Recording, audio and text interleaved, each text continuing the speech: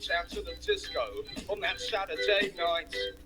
You know, you really look good. You know, I felt alright. We walked down to that disco on that Saturday night. You know, I really look good.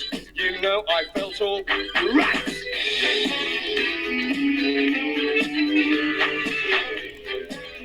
Venite, Juli.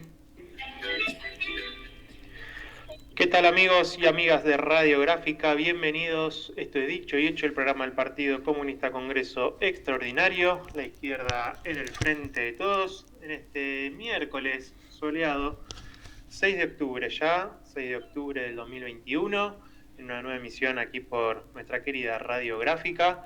Y bueno, arrancando una semanita movida. Está como siempre del otro lado el amigo y camarada Juancito Cuenca. ¿Cómo estás, Juan? Hola Fede, ¿cómo va? Buenas tardes. Acá bien, contento ya con la segunda dosis de la Sputnik. Así que bueno, Bien, avanza la campaña de vacunación. ¿Qué te tocó? Sputnik en la primera y la segunda dosis. Las dos veces. Sputnik, bien. Bien, bueno, ¿sabés si son de las fabricadas acá? ¿Cómo venía esa? La primera seguro que no, la segunda tengo mis dudas porque tenían de ambas, así que no sé de cuál lote me dieran. Bien, espectacular. ¿Y los efectos? ¿Bien? ¿Por ahora? Cero. Cero. Vacúnense, cero, nada. Bien, espectacular. Bueno, en estas horas, creo que ya la provincia de Buenos Aires adelantaba o anunciaba, ¿no? La vacunación libre para, no sé si era para mayores de 30 años, ya sin Exactamente, comorbilidad, mayores de 30 ¿no? años y entre 18 y 29 con comorbilidad. Con comodidad, muy bien. Bueno, se ve que va avanzando, ¿no? Se va profundizando el tema de la vacunación. Sigue siendo uno de los temas principales, ¿no? Que hoy que la sociedad, ¿no? Tiene que afrontar. Y afortunadamente lo estamos viendo en los números, ¿no? Si bien todavía hay hay muertes diarias, un nivel de contagio también importante, pero nada que ver a lo que estábamos viviendo hace 2 meses atrás con números infartantes, ¿no? Sí, totalmente. Pero ya llevamos 17, 18 semanas de descenso consecutivos de casos, que es una alegría enorme, ¿no? Porque estamos saliendo, estamos recuperándonos de esta pandemia y de esta situación tan difícil donde muchos compatriotas perdieron su vida. Totalmente, totalmente. Bueno, vamos a ir metiéndonos de a poquito en los temas de agenda. Como siempre nos pasa, tenemos poquitos minutos y muchísimas cosas que nos gustaría abordar y poder profundizar un poco. Obviamente no podemos avanzar sin mandarle un abrazo grande a nuestro camarada Raúl Romano, que más tarde vamos a estar escuchando su columna de opinión. Y por supuesto a nuestro querido Juli Pelliza, que hoy retorna a los controles aquí en la gráfica, por lo menos con nosotros de Dicho y Hecho. Le mandamos nuestro abrazo y nuestro agradecimiento a todo el laburo que hace desde allí, desde la radio. Juancito, si te parece, dejemos las redes sociales para quienes quieran ponerse en comunicación con nosotros. Perfecto. Dicho y hecho, RG con mayúsculas en Twitter. Dicho y hecho, radiográfica, separado y con mayúsculas en Facebook y en YouTube. Y dicho y hecho, radiográfica, todo junto y en minúsculas en Instagram. Perfecto. Bueno, muy bien. Como decía, venimos con una semana, ¿no? Agitada, movida. La ciudad de Buenos Aires hoy también amaneció con distintas manifestaciones en el centro porteño. Todas ellas, todas esas manifestaciones, ¿no? Que requieren de la atención tanto del espectro político aquí en la ciudad, también a nivel nacional. Son muchas las urgencias que venimos viendo, que se vienen observando. Obviamente muchas cacerolas se han ido destapando a partir de los resultados electorales de las PASO. Y bueno, todo eso también va crujiendo en el clima social, en la demanda, ¿no? Que nuestro pueblo va teniendo de cara a las distintas autoridades. Y bueno, vamos a ir de a poquito desentrañando, ¿no? Todo este entramado por el cual venimos transitando, que como venimos diciendo, está complicada la situación, sobre todo en el plano económico y también en los últimos días distintas situaciones se fueron observando, por lo menos aquí en la ciudad, que requieren de muchísima atención, ¿no? Porque por lo menos el gobierno de Larreta sigue avanzando en algunos ejes, por lo menos en temas judiciales, ahora por ahí comentamos algo, y también en materia de seguridad y de políticas sociales, ¿no? La semana pasada veíamos imágenes estremecedoras, ¿no? De una represión en la Villa 31, donde desalojaron a una cantidad de familias, con madres, con chicos, dejando en la calle a muchos de ellos, y que bueno, la política neoliberal en ese sentido es impiadosa y no contempla ninguna de las alternativas que se ponen arriba de la mesa como para poder discutir una política habitacional acorde a las necesidades de los sectores más vulnerables, de los sectores populares aquí en la ciudad, y bueno, es algo que no podemos perder de vista tampoco. Obviamente en el plano internacional el tema que ha ido ocupando las principales portadas y el interés fundamentalmente se vincula con esta nueva ventilación de datos, ¿no? Los Pandora Papers, una remake, ¿no? De lo que fueron aquellos Panama Papers de hace unos cuantos años. Bueno, ahora se reedita todo ese entramado del aparato, ¿no? Neoliberal, de sustento que tiene el sistema financiero aquí en este país, pero digamos a nivel mundial ha sido mucho el revuelo que se ha despertado en torno a esto y que bueno, también nos vamos a estar ocupando hoy, pero fundamentalmente, Juancito, en nuestro país, en términos políticos y en las discusiones, ¿no? que se vienen dando, está también el tratamiento o el no tratamiento que se le dio a algunos de los proyectos de ley, como el del etiquetado frontal. Ahora nos vamos a meter de lleno en todo eso, y por qué no también la necesidad de seguir profundizando la redistribución de la riqueza en nuestro país, ¿no? Que es el eje vertebral de las discusiones que se vienen, es el eje que tenemos que poner el foco si, por un lado, queremos revertir las elecciones en noviembre, si queremos mejorar nuestra posición de cara al 2023, pero fundamentalmente para efectivamente profundizar un proyecto nacional y popular que le cambie la vida a los argentinos y a las argentinas. Entonces, todos estos temas vamos a estar abordando hoy aquí en Dicho y Hecho. Y bueno, si te parece, Juan, empecemos a pelotear, sobre todo estas cuestiones más nacionales que urgen a los argentinos y argentinas y que también, digamos, entran en la discusión de nuestro tablero político y en la discusión de cara a todo lo que viene en relación a las elecciones. Totalmente. Sí, eso que vos decías de la sesión que se cayó ayer en Cámara de Diputados, que no alcanzó el quórum, que la ley insignia, el proyecto insignia de esa sesión iba a ser la ley de etiquetado frontal, pero también tenía otros proyectos que se iban a tratar que también tenían mucha importancia, sobre todo en algunos sectores especiales, como es el caso de los trabajadores vitivinícolas de la cordillera, ¿no? De las zonas, de las provincias de la cordillera que limitan con Chile, que trataba el tema de jubilación anticipada para ese sector. Y otra ley importante, otro proyecto de ley importante que se iba a tratar era el de la asistencia a personas sin techo, ¿no? Claro. Lo cual derriba la excusa de ciertos sectores de Juntos por el Cambio, Juntos, como sea, como se quieran llamar, de no damos el quórum porque no se van a tratar proyectos referidos a la pobreza. Falso. Estaba el tema de la ley de asistencia a personas sin hogar. Clarísimo. Bueno, es importante esto que mencionás, que no es únicamente un proyecto el que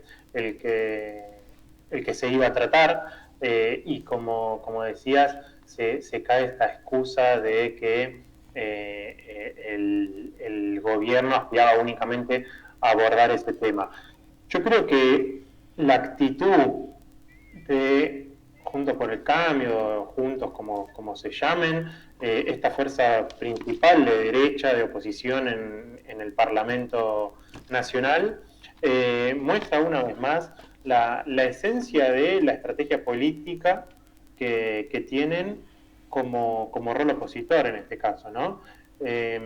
Bastante se ha hablado de esta ley que era muy importante, la ley del etiquetado frontal, importante fundamentalmente por uno de los temas que se viene discutiendo desde hace mucho tiempo, ¿no? Que es tener mayor información en relación a los alimentos que consumimos, que ingerimos, que compramos en el supermercado, en el almacén, en donde fuera, ¿no?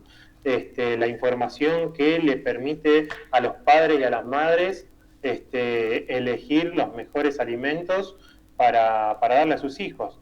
Bueno, se trata también de una cuestión de salud pública, de obligar a las empresas a que informen efectivamente qué es lo que le están vendiendo a la gente en las góndolas de los supermercados. Bueno, es una cuestión de salud pública, es una cuestión de política pública también, y es una cuestión de comunicación, cómo se está tratando todo esto. Bueno, una vez más, la oposición, con los bloques pintados de amarillo, dieron señales de cuál es su estrategia, de cuál es la esencia que los mueve en estas discusiones, y que no es solamente una cuestión de respaldo a las grandes empresas alimenticias, a las multinacionales, incluso que tienen intereses acá, esto de que se les llama el lobby, ¿no? El lobby que han hecho muchas de estas firmas y empresas para derribar este proyecto, que está por perder estado parlamentario. También es esa la discusión, ¿no? Entonces, y la urgencia que tenemos por que efectivamente se apruebe esta ley que ya tiene media sanción en el Senado. Bueno, claro está cuando uno lee los titulares, por lo menos de los medios oficialistas y representantes de la derecha. La Nación ayer titulaba, no sé si era Joaquín Morales Solá, en alguna columna, festejando también la supuesta derrota de Máximo Kirchner en su intento de lograr quórum en la sesión especial en la Cámara de Diputados, ¿no? Bueno, allí te muestra un poco también cuál es el plan, cuál es la perspectiva que tienen estos sectores de cara a los debates públicos y a los debates de interés general, ¿no? Que tiene que tener nuestra sociedad para poder mejorar la calidad de vida un poquito más a todos y a todas. Bueno, nuevamente vimos cómo laburan estos espacios que no tienen en absoluto nada que ver con sectores dialoguistas ni con intenciones de colaborar en las políticas públicas que lleve adelante o que impulse el oficialismo, sino todo lo contrario. Van a hacer el juego que hicieron siempre de representar los sectores concentrados de la economía y generar el mayor malestar en los sectores de la población que tengan cualquier tipo de vinculación o simpatía con las políticas del gobierno nacional, y generar también, ¿no?, ese malestar por la imposibilidad, ¿no?, que tenemos vía Parlamento de impulsar leyes que efectivamente sean transformadoras de la calidad de vida de nuestro pueblo. Entonces, bueno, obviamente es lamentable, era predecible también cómo estos sectores van a jugar, y bueno, de alguna manera también lo expresaba Máximo Kirchner ayer, cuando no se alcanzaba el quórum para poder impulsar la sesión. Y si te parece, Juancito, escuchémoslo, porque es interesante también cómo profundiza el tema. Escuchemos a Máximo Kirchner ayer y enseguida lo repasamos. Podemos perder y por eso también después sabemos ganar. Lo que han visto hoy es cómo se comportan cuando apenas en unas pasos pudieron obtener un resultado favorable. Vuelven a ser los mismos de siempre. Vuelven a ser los que endeudaron el país. Vuelven a ser los que en este Congreso en el 2010 vuelven a ser los que en este Congreso en el 2010 votaron el 82% móvil, pero cuando fueron gobierno entre el 2016 y el 2019, lo único que hicieron fue recortar los saberes de los jubilados y las jubiladas con la reforma previsional. Vuelven a ser lo mismo de siempre.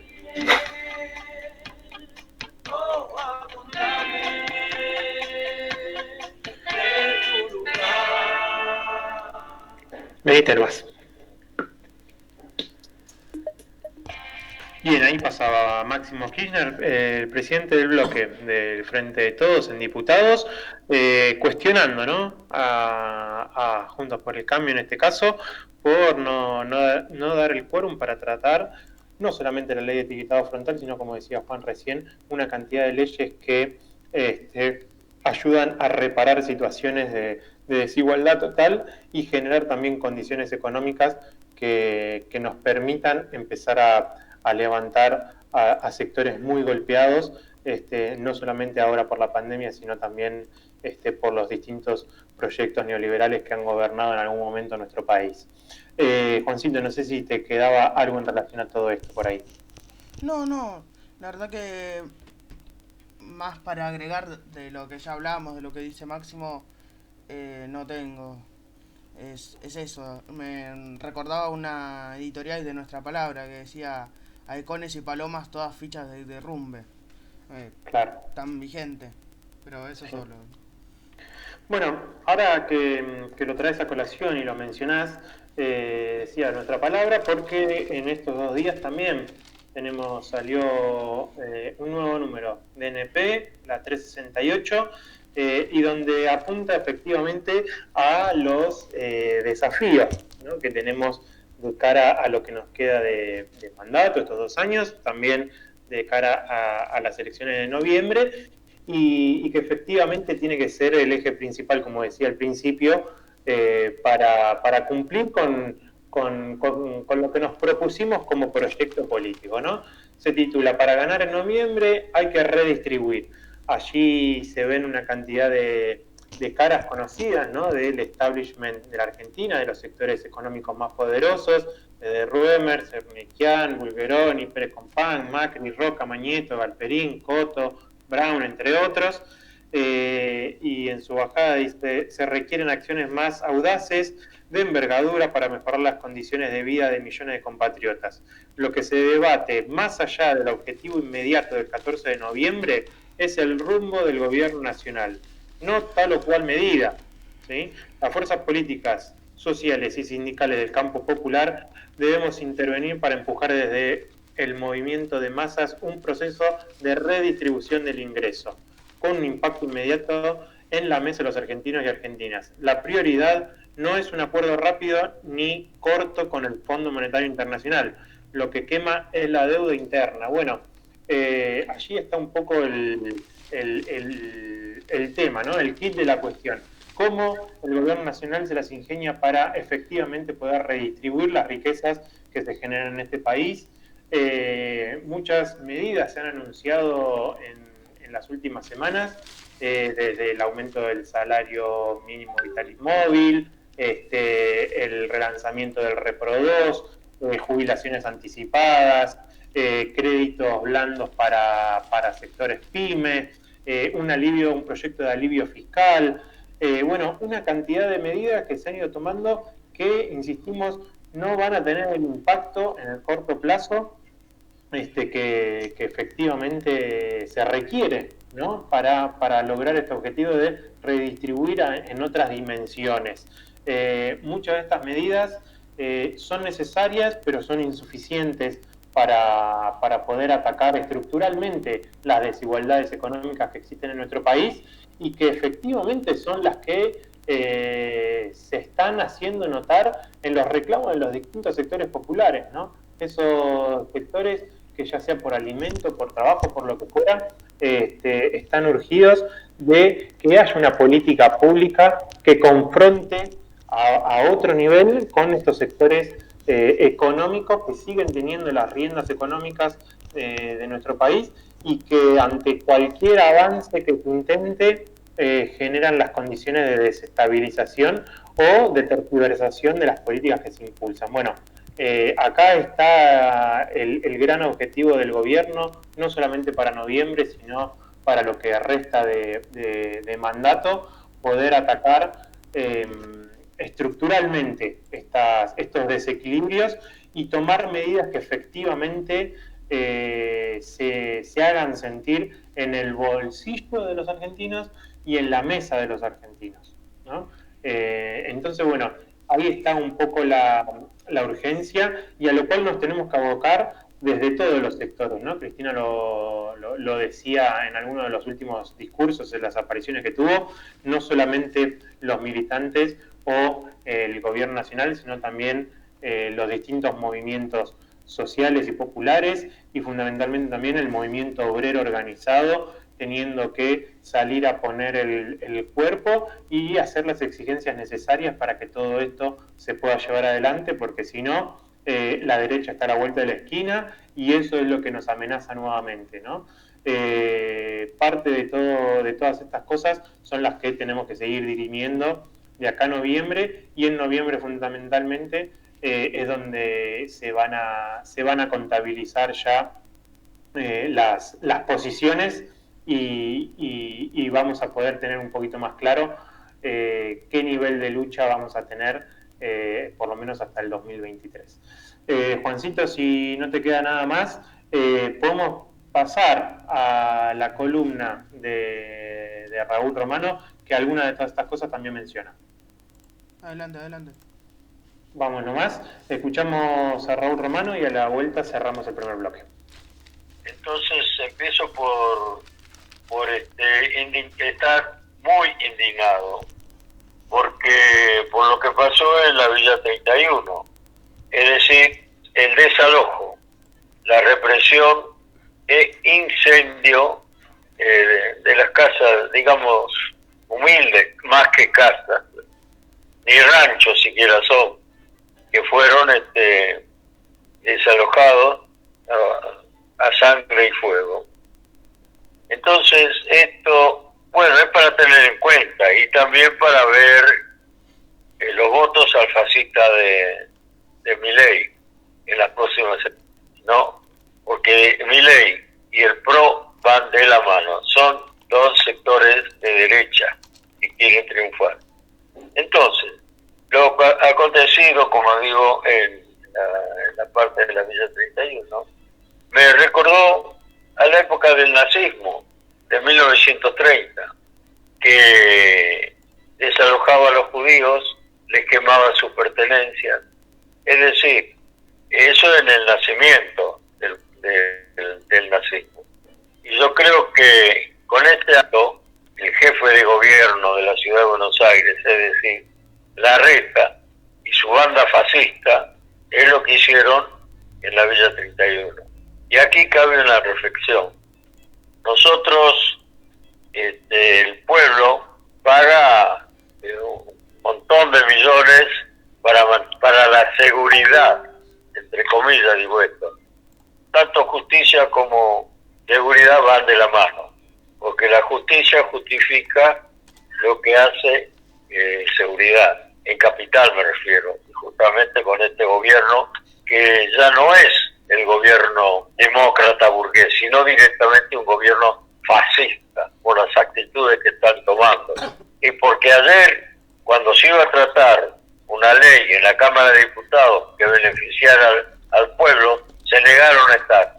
Esto es lo que de triunfar aplicaría, porque están en la senda del fascismo. Y a esto nosotros, compañeros, debemos, no el pecho, la inteligencia, reaccionar ante este avance. Creo que hoy no hay lugar para tibios. A los tibios, bueno, les pasa lo que les pasa. Entonces, compañeros, yo digo, unidad más que nunca, fuerza, darnos la mano para derrotar en su nido esta cueva de víboras el 14 de noviembre. Yo digo que las medidas que ha tomado el gobierno no satisfacen, son tibias, no satisfacen plenamente al conjunto del pueblo. En este momento nuestra patria tiene un una gran cantidad de hambrientos, de compañeros que si bien en algunos aspectos mínimos lo contempla, en este momento no lo contienen. En nuestra patria hay hambre, hay miseria, y en Capital hay represión fascista. Sobre esto yo creo que tenemos que reaccionar y prepararnos para el 18 en la calle, demostrar que queremos la democracia, que la vamos a defender, que nos vamos a organizar para esto, a la cabeza del movimiento obrero con todos los sectores populares.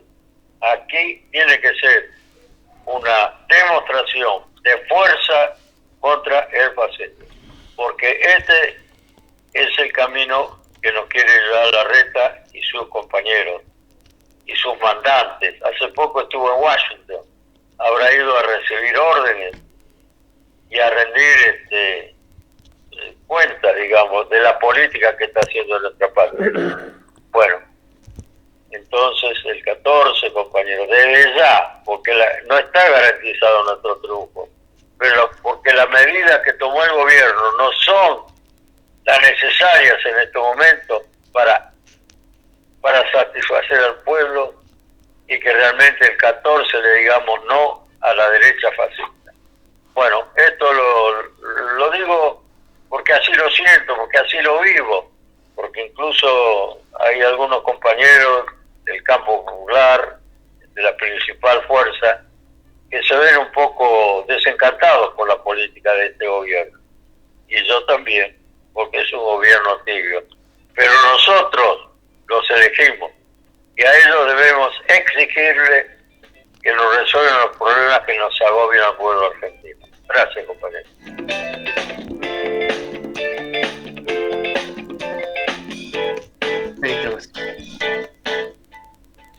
Bien, ahí pasaba la columna de Raúl Romano tocando una cantidad de temas imprescindibles, ¿no? Como para tener a mano en el análisis cotidiano, en el análisis político de la situación, tanto a nivel de la ciudad de Buenos Aires como a nivel nacional, como lo venimos diciendo, ¿no? Temas que urgen, fundamentalmente lo económico, los precios, el precio de los alimentos, el precio de los medicamentos, todo lo vinculado a la inflación, también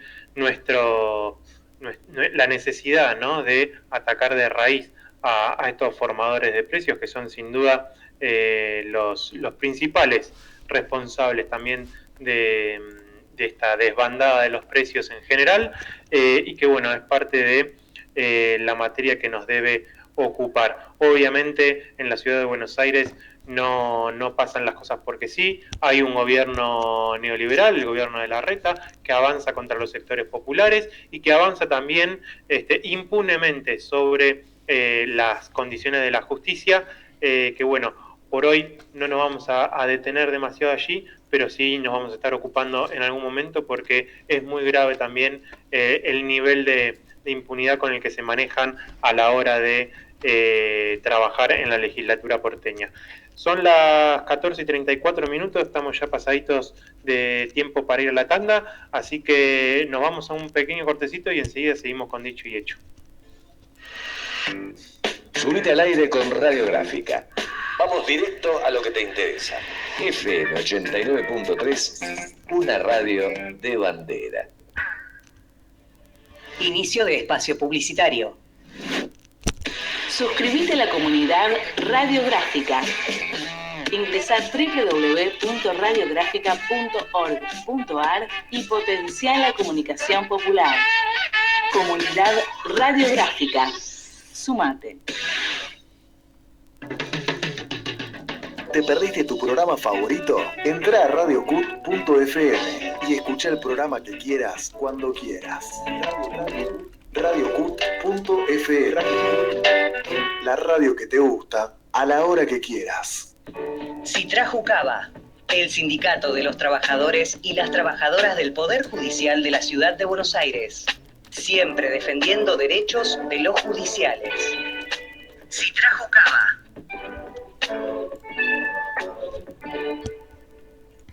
Subside, junto a las y los trabajadores de televisión. El sindicato de las nuevas tecnologías.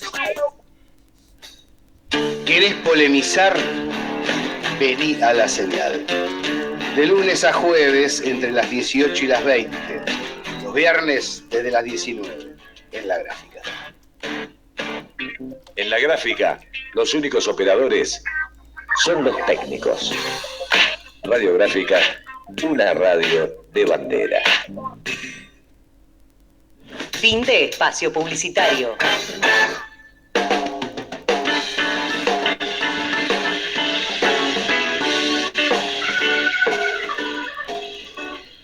Nomás.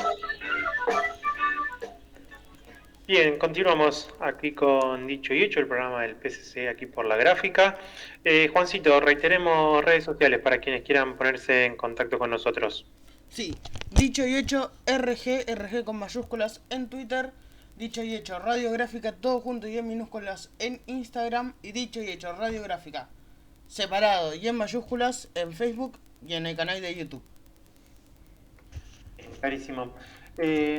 Vamos a meternos en algo que nos parecía interesante también poder compartir, porque se cumplieron 45 años de la Noche de los Lápices ya hace un par de semanas, y no pudimos dedicarle, ¿no? por ahí el espacio que nos gustaba. Así que bueno, vamos a dedicarnos un ratito hoy a este tema. Juancito, ¿preparaste algo en relación a esto? Sí, tuve la oportunidad de charlar con Luis Favero. Luis Favero fue militante del Partido Comunista en los años 70, él se suma en el 73, allá en la ciudad de La Plata, ¿no? Y en ese tiempo, bueno, lo va a contar ahora en lo que vamos a pasar. Es electo para el centro de estudiantes de su colegio, del Colegio Nacional de La Plata, y participa activamente en la lucha por el boleto estudiantil y de las otras luchas jóvenes que se llevan adelante en esa ciudad, una de las ciudades foco de la represión durante la dictadura militar. Bien. Tenemos un fragmento de la entrevista, así que si te parece, escuchémoslo y a la vuelta hacemos alguna reflexión al respecto.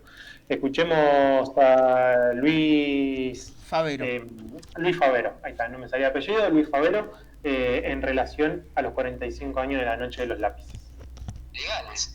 De hecho, en el 14º Congreso del Partido Comunista nos llega la noticia, nosotros estando ahí en las afueras de Luna Par, escuchamos por los altoparlantes que habíamos pasado a ser un partido legal.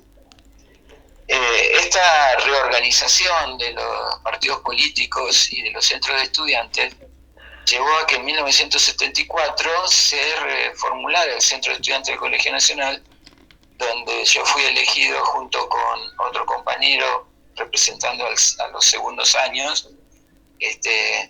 Y qué cosa, ¿no? En ese entonces yo logré ser elegido porque habíamos hecho una alianza con la UES, con la Unión de Estudiantes Secundarios, cosa que se parece bastante a lo que pasó a partir del 2003. No sé si ustedes le encuentran una semejanza, pero yo bastante.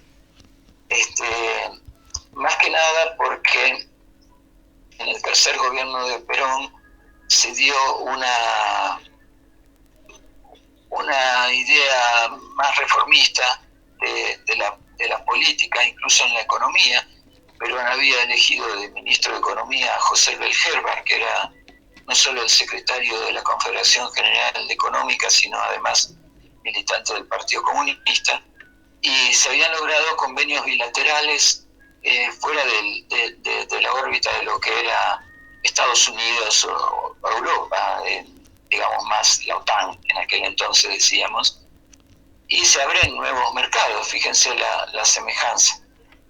Bueno, todo eso, esa primavera democrática le dio un gran empuje a la militancia política, por lo tanto nosotros encaramos el centro de estudiantes con mucho fervor, y al otro año, en el 75, ya muerto Perón, la cosa se complicó porque habían cambiado el plantel de preceptores en los colegios de la universidad, por lo menos Bellas Artes, el Liceo Víctor Mercante del Colegio Nacional, y habían introducido gente, no solo de la CNU, la Concentración Nacional Universitaria, sino además de las 3A también. Y ya la militancia se complicaba y pasaba a ser, si bien no ilegal, semiclandestina. Tanto es así que el Centro de Estudiantes, para organizar la lucha por el boleto estudiantil, hacíamos reuniones medio secreto y qué sé yo. Y ya estaba prácticamente todo el trámite listo para lograr el boleto estudiantil, y se habían organizado 2 marchas para darle fuerza al pedido, una en el Ministerio de Obras Públicas, donde funcionaba la Subsecretaría de Transporte de la provincia, y otra en la municipalidad, donde funcionaba la Dirección de Transporte de la municipalidad, ya que las empresas de micro de la ciudad de La Plata, una solo hacían el itinerario dentro del partido de La Plata y otras hacían un itinerario interpartido, lo que ahí tenía influencia la Subsecretaría de Transporte. Bueno, para organizar estas marchas a esos 2 organismos estatales, hicimos toda una propaganda con pegatina de obleas en el colegio, y tuve la desgracia de ser descubierto, y no sé por qué tengo que decir esto, porque vivíamos en gobierno democrático, pero así vivíamos, pegando obleas, y creo que ahí empezó de alguna manera el señalamiento de los estudiantes que luchábamos por el boleto estudiantil. No obstante, la coordinadora de estudiantes secundarios organizó con muchísimo éxito esas 2 marchas. Yo fui solo a la del Ministerio de Obras Públicas, y ahí estuve todo el tiempo yo solo prácticamente, porque el colegio no tenía una participación orgánica dentro de esa lucha. Ahí tallaba más Bellas Artes, Normal 3, Legión Extranjera, lo que es la Media 4, nosotros le decíamos la Legión Extranjera. Pero sí estuve todo el tiempo con Claudio de Hacha. Uno de los compañeros que sigue desaparecido. Uno de los compañeros que sigue desaparecido. El núcleo de desaparecidos de la Noche de los Lápices, que él era el único del Colegio Nacional. En algún momento simularon una pedrada de parte nuestra, cosa que fue absolutamente mentira, fue una provocación que hicieron para justificar una represión, y bueno, hubo una gran dispersión. No obstante, se hizo la otra concentración en la municipalidad, y por fin logramos en 1975 la instauración del boleto estudiantil secundario.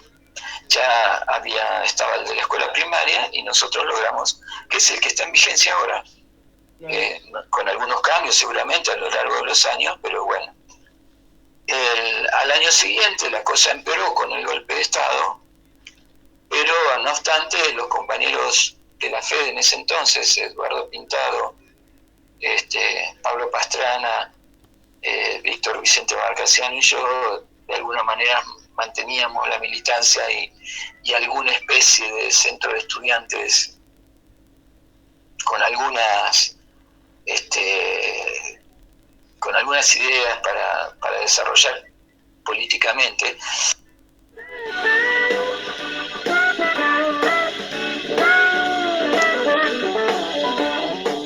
Venite nomás.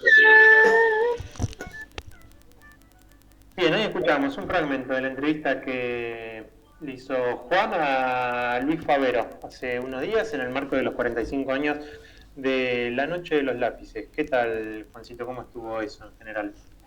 No, bien, muchas cosas terribles que cuenta también, pero también esa voluntad de seguir en la militancia. Luis sigue militando actualmente, su familia sigue militando, tiene un centro cultural en honor a su hermano, que es también detenido y desaparecido, que actualmente lo conduce su sobrina, si no estoy equivocado, lo dice en la entrevista la pueden escuchar completa completa en la página del IPCCE, en la página de Instagram y Twitter tienen los links.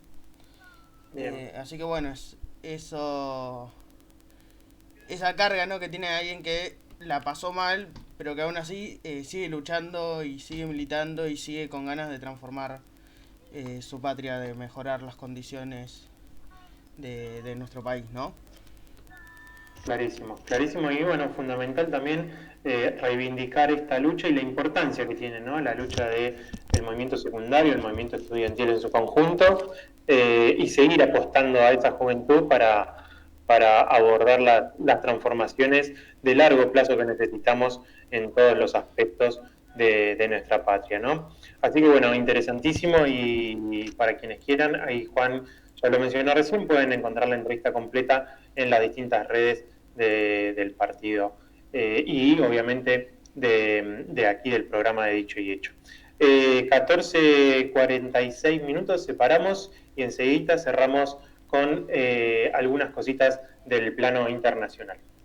Dicho y hecho. Dicho y hecho. Construyendo una trinchera de ideas para tomar el cielo por asalto.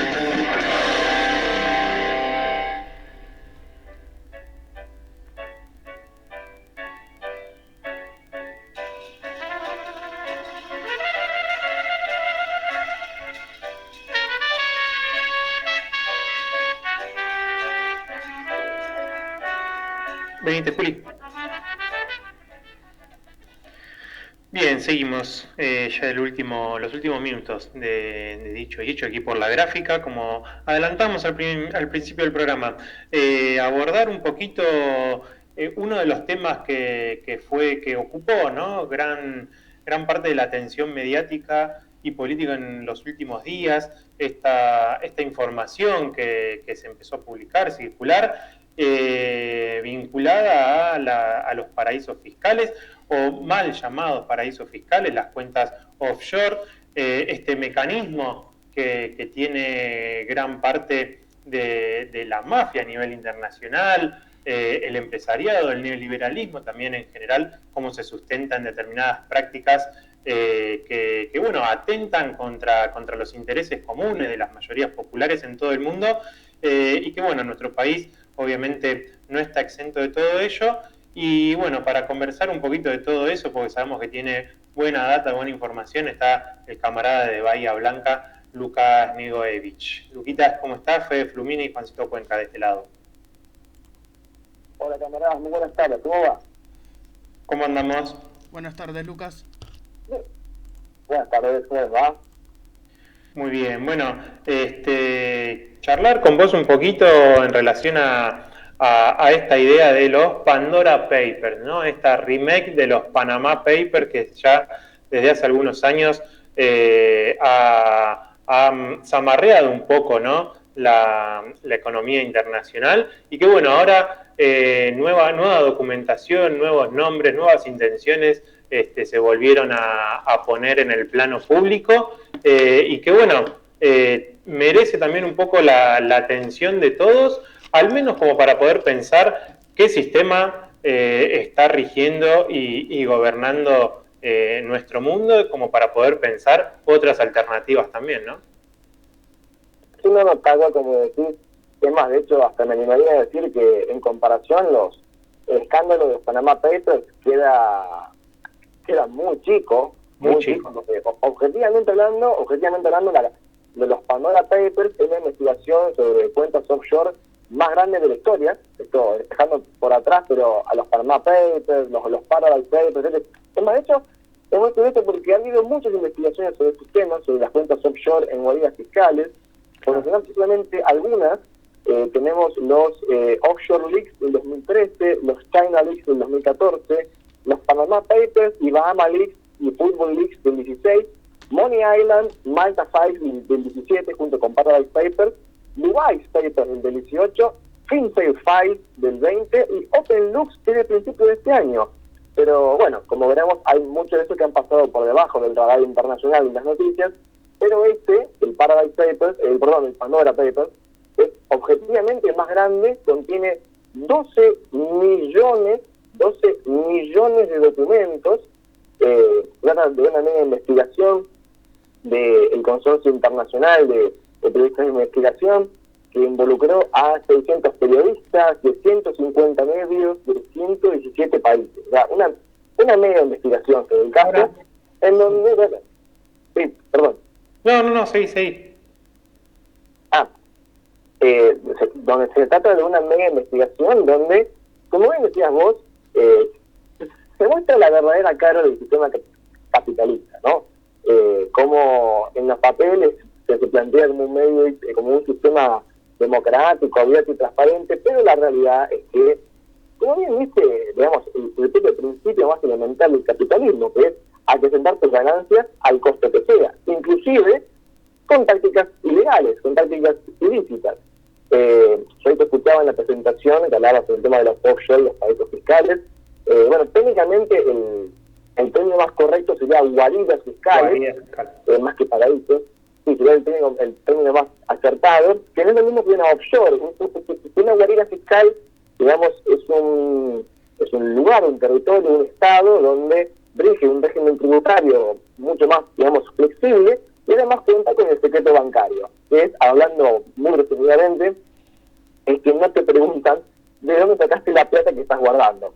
Algo que hacen los bancos de todo el mundo. Vos querés hacer un depósito en un banco y te preguntan, che, ¿y esto de dónde sale? Bueno, en las guaridas fiscales nadie te pregunta nada, y por eso es que son básicamente las guaridas del dinero, del lavado de dinero, del narcotráfico, del tráfico de armas, de la trata de personas, de todo lo ilegal, porque nadie pregunta. Es así de sencillo. Las offshore, en cambio, son, digamos, empresas, son sociedades que se encuentran, como dice el nombre en inglés, offshore, fuera de sus costas, o sea, en distintas jurisdicciones. A ver, en sí, tener una empresa offshore en sí no es un delito. Lo que es sospechoso es cuando vos no la declarás, porque eso dice que, bueno, si vos la estás ocultando, ¿por qué? Usualmente es porque se está evadiendo impuestos o haciendo alguna contratación ilegítima. Y a mí me parece muy interesante justamente ver ese tipo de análisis, porque nos muestra la existencia misma de las offshore y las guaridas fiscales, es que tenemos un sistema, más allá de lo injusto que es el capitalismo, sino para producir sus riquezas, tenemos un sistema tributario en el que la gran mayoría de la población, los trabajadores sobre todo, pagan todos sus impuestos. Si un día no fuiste a tiempo, caíste en la moratoria y tenés un montón de problemas fiscales y legales de fondo, y sin embargo los que más tienen son siempre los que tienen más facilidades para justamente evadir las muy mínimas contribuciones que tienen que hacer dentro de, digamos, el esquema general de las cosas. Se puede imaginar que a una persona que cobra los sueldos de los megaempresarios como Paolo Roca, la familia Macri y compañía, francamente pagar los impuestos que ya existen, no nuevos, los que ya existen, no representa para nada algo que afecte sus gigantescas fortunas. Claro, clarísimo. Juancito, ¿alguna duda por ahí? No, ya que mencionó a la familia Macri, preguntarte, Lucas, si estuvieron implicados también en este escándalo. Recordemos que Mauricio Macri estuvo implicado en los Panama Papers, por eso la pregunta. Sí, no, tal cual, y cabe recordar que cuando se nos mencionó, Mauricio Macri era presidente de la República y no pasó nada. Literalmente se lavaron las manos y dijeron, no, bueno, era guita, no sé qué. Pero eso sí, cuando Cristina, siendo presidenta, después de una gira por la República Socialista de Vietnam, hizo una escala en las Islas Seychelles, con una guarida fiscal, para recargar el avión, tuvimos 3 semanas de los periodistas del Grupo Clarín y otras corporaciones mediáticas haciendo especulaciones sobre por qué justo paró en un paraíso fiscal y que tenían bolsos con dinero y no sé qué. La típica que después, por supuesto, no llegó ni siquiera a instancias de denuncia porque era completamente infundado. En cambio, nuestro presidente, aquel entonces, Mauricio Macri, se comprobó efectivamente que tenía cuentas offshore en paraísos fiscales, no pasaba nada. Un poco la doble vara de las corporaciones, ¿no? Pero bueno, puntualmente acá en los Pandora Papers no aparece Mauricio Macri, pero sí aparece la familia. Aparecen particularmente sus 2 hermanos, Mariano y Gianfranco Macri. Mariano, el hermano rebelde, que es tan crítico del expresidente, cuenta con una sociedad offshore no declarada, y también después tenemos a Gianfranco. En total, en realidad, entre los dos, se suman 3 empresas que aparecieron mencionadas en los Pandora Papers. Muy curioso, voy a mencionar el caso de una, es el caso de Kimmiel Trust. Kimmiel Trust es una sociedad radicada en un paraíso fiscal fundado en el año 2000 por la madre de los Macri, Alicia Blanco Villegas, de la tradicional familia terrateniente argentina, que originalmente la creó ella como única dueña, fiduciaria, beneficiaria, era para administrar la herencia que le iba a dejar a sus hijos y nietos. No obstante, lo muy curioso es que hace una semana la AFIP, el organismo manejado por Marco del Pont, denunció que en el año 2016 Gianfranco Macri se aprovechó de la ley de blanqueos del macrismo y se hizo propia, entre comillas, blanqueó como propia la sociedad Kiniel Trust, que en realidad en rigor era de la madre. Dijo, no, esta empresa siempre fue mía. Ahí lo que vemos es una maniobra ilegal del plan Macri porque los padres estaban exceptuados del blanqueo. No podían acceder según el artículo 83 de la ley de blanqueo del 2016. Lo cual ahí vemos cómo la familia está bastante acostumbrada a no respetar siquiera las leyes que ellos mismos ponen, porque se ve que están muy acostumbrados a que las reglas con ellos no aplican. No, clarísimo. Está claro que, imagino también, no solamente por el caudal de documentos, sino también por los nombres, ¿no?, que han trascendido con toda esta documentación en el plano internacional, ha tenido también el revuelo que tuvo. Ahora, sí. No, como decías vos, los nombres son impresionantes. En el caso argentino, Argentina es el tercer país con más mencionados en los Pandora Papers, solamente siendo superada por Rusia y el Reino Unido. Pero después a nivel internacional los nombres son increíbles. Tenemos cantantes, presidentes, reyes, ex primer ministros británicos, ex titulares del FMI, tenemos a Shakira, a Elton John, a Ringo Starr, o sea, la verdad que el desfile de nombres es impresionante. Totalmente, ¿no? Y es esto, como decías, ¿no?, recién en relación a lo del blanqueo sobre todo, pero digo, esta idea, ¿no?, que muchas veces la derecha trata de visibilizar, ¿no?, como uno de sus valores principales o sus principios, ¿no?, rectores dentro de su modelo, que es esta idea de la transparencia, ¿no? Nada más alejado en la práctica misma de la transparencia que este tipo de acciones, este tipo de funcionamiento o de cómo regir sus patrimonios, ¿no? No, eso desde ya, por supuesto que el discurso de la transparencia en contra de la corrupción y todo esto va con la gigantesca realidad de los hechos. Pero bueno, estamos hablando también de que en nuestro país particularmente nos ha tocado una derecha que además de ser profundamente destructiva, como es el neoliberalismo a nivel internacional, también tiene ciertas particularidades personales que yo digo, bueno, justo de la tercera no digamos los peces más brillantes, porque francamente hablando, nos ha tocado una serie de gente que son unos mitómanos seriales. Ya que Macri, en distintas oportunidades, en entrevistas que ha tenido en estos últimos meses, no ha habido una sola declaración que haya sido verdad. Es una maraña de mentiras una tras otra. Ha dicho que durante su gobierno no se persiguió nadie, de que la economía crecía. Bueno, él hablaba de un crecimiento invisible. O sea, son categorías ya metafísicas un poco menos. Claro. Lo cual, bueno, ya roza lo bizarro y nos muestra que además de ser un sistema de neoliberalismo, una propuesta política profundamente antipopular y destructiva, también nos ha tocado particularmente una generación de neoliberales que sinceramente dan vergüenza. Totalmente. Bueno, Lucas Nigovich, ¿no?, dando un poquito de información y esclareciendo cómo viene la mano en relación a este tema de trascendencia internacional y también de carácter importantísimo, ¿no?, como para poder pensar cuál es el sistema económico, ¿no?, por el cual estamos regidos y sometidos a sus designios, ¿no?,